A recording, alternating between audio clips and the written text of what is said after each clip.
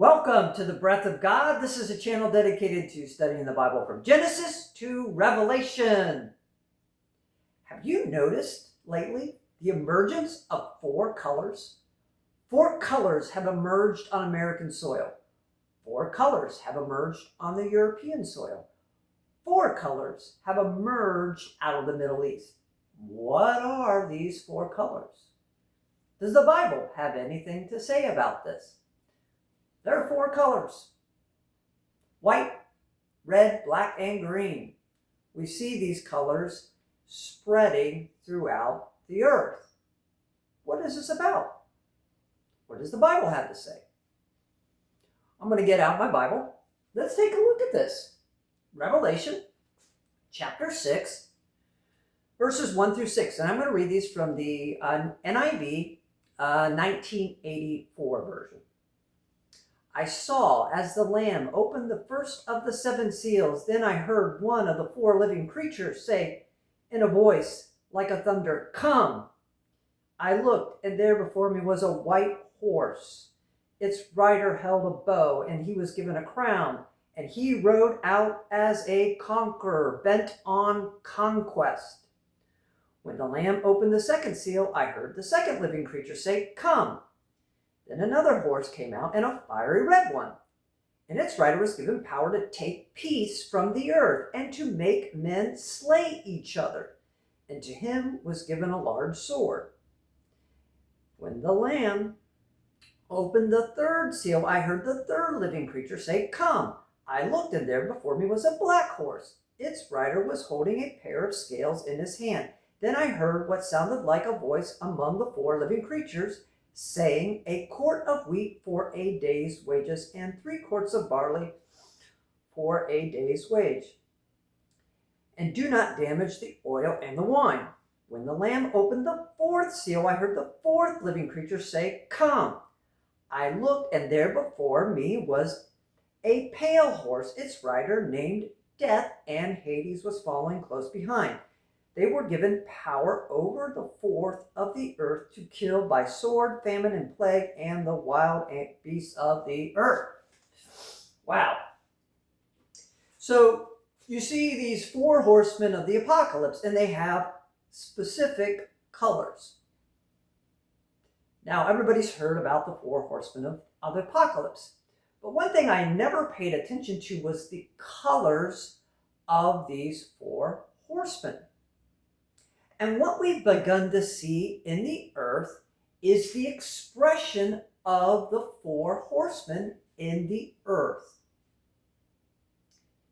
Bent on conquest. This is totalitarianism. This is conflict and division. This is cost and inflationary trends that make it difficult to earn a living wage, and cataclysms of various kinds. Now, the earth has seen some degree of this throughout history, but one thing that you're seeing now is the emergence of the colors along with the values are rising in the earth, and the ideals associated with these four entities, the four horsemen, which the Bible talks about, in the earth. Now, these four horsemen have not been released. These entities have not been released in the earth. But what we're beginning to see is an expression of those entities in the earth. Meaning there are people that agree with these entities. It's a spirit of lawlessness that is in the earth, a demonization of governments and people. This is wild. So we know that these entities are being restrained, and you find that in 2 Thessalonians chapter 2. And these entities will not be released until the restrainer is removed. But what you do find is you find agreement in the earth with the values and the ideas associated with these specific colors. And they're all together. You have white, red, black, and green. And the pale horse is really a green horse or a sickly horse. This is wild. And we see this. It's a spirit of lawlessness that is amidst of the earth. What will happen is when the restrainer is removed, these forces will eventually be released. And what we learn from the Bible is God has certain laws set in motion. Evil cannot manifest unless it has agreement from men in the earth. Heaven operates the same way. God's looking for agreement. Where there's agreement, then God can operate in the earth. And what we're beginning to see is there is agreement with these entities already in the earth. So when the restrainer is removed, then these entities will be able to manifest in all their intended evil. But they have to have agreement. And what we're beginning to see throughout the earth is we're beginning to see that agreement manifest in the values of these colors and the colors themselves. So I pray, Lord, I pray for a restraining force. Now the ecclesia is the great restrainer. We are here on the earth. We should restrain the evils associated with these colors, the values associated with this color. They're anti-human values. There's a hatred towards God's people, towards truth, towards Israel, both the people and the nation. And it's not grounded in reason or fact. It's grounded in this spirit of lawlessness, which is currently in the earth, and it's operating. And it's a secret spirit of lawlessness. But it's come out. It's beginning to show its true colors. So how do we respond?